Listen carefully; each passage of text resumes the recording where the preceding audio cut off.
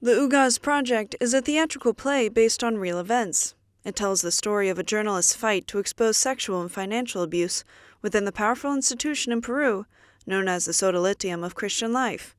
The journalist is Paola Ugaz, who says the response from this Catholic entity and its protectors was harsh legal persecution against her and the other journalists involved in the investigation. They accused me of being the head of a money laundering network, of having trafficked uranium and plutonium, of having a contact in Sinaloa with a drug trafficker to buy cars. This is why the journalist welcomed Pope Leo XIV's personal involvement in her case. The pontiff sent a letter praising the play and the work of journalists who take risks. I want to thank those who have persevered in this cause, even when they were ignored, discredited, or even prosecuted.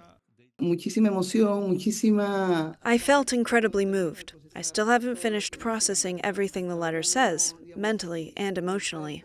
We're still reading it because I think it's not only about the situation of journalists in Peru. This letter goes further.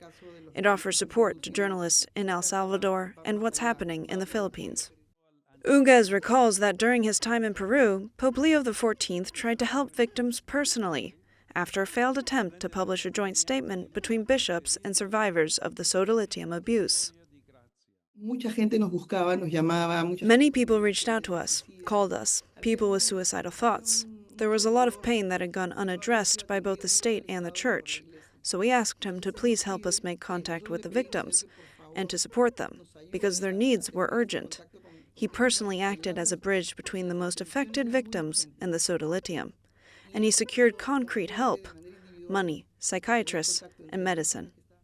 A few days after his election, Pope Leo and the journalists were seen together in Paul VI Hall at a meeting the pontiff organized with the press, where he denounced the various attempts to silence journalism.